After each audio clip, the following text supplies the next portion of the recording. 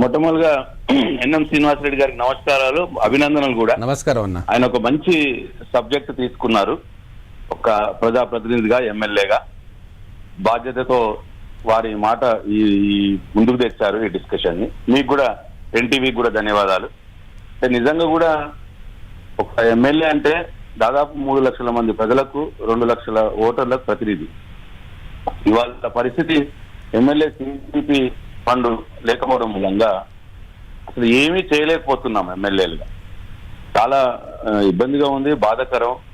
మీరు ఇంతకుముందు అన్నట్టు ఇప్పుడు గ్రామ పంచాయతీ ఎన్నికలు నిర్వహించక సంవత్సరంన్నర అయిపోయింది. అట్లాగే ఎంపీపీ, ఎంపీటీసీలు అంటే మండల వ్యవస్థలో కూడా ఎన్నికలు లేవు. ఈ లోకల్ బాడీ ఎలక్షన్స్ లేకపోవడం మూలంగా సెంట్రల్ గ్రాంట్ ఏం రావట్లేదు. అవును, గ్రామ పంచాయతీలకు రావట్లేదు, మండలాలకు రావట్లేదు, జిల్లా పరిషత్లకు రావట్లేదు. అట్లాగే ఇంతకుముందు కేసీఆర్ గారు ఉన్నప్పుడు సెంట్రల్ ఫైనాన్స్ తోటి ఈక్వల్ అమౌంట్ ని స్టేట్ ఫైనాన్స్ నుంచి ఇచ్చేది గ్రామ పంచాయతీలకు. దురదృష్టం పల్లె ప్రగతి పేరు మీద, దురదృష్టవశాత్తు మరి ఈ ప్రభుత్వం అది కూడా పల్లె ప్రగతి పేరు మీద కేసీఆర్ గారు ఇచ్చే అటువంటి స్టేట్ ఫండ్ కూడా ఇవ్వట్లేదు. సో ఏతావాదగా గ్రామ పంచాయతీలో ₹1 ఫండ్ రావట్లేదు.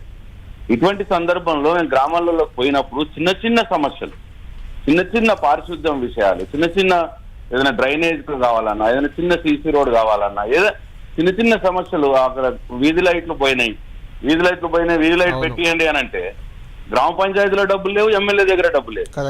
చాలా బాధగా ఉంది, చాలా ఇది అన్యాయం.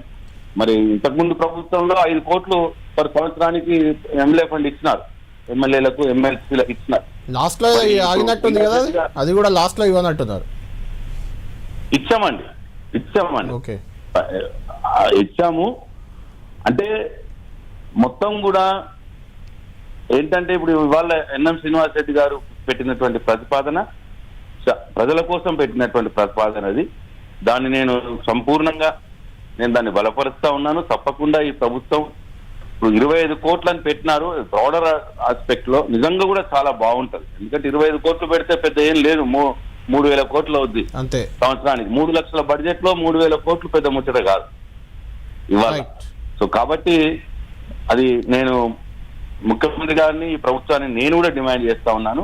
వెంటనే ఎమ్మెల్యేల ఫండ్ పెట్టాలి, సిడిపి ఫండ్ పెట్టాలని చెప్పి డిమాండ్ చేస్తాను. థ్యాంక్ యూ ప్రశాంత్ రెడ్డి గారు.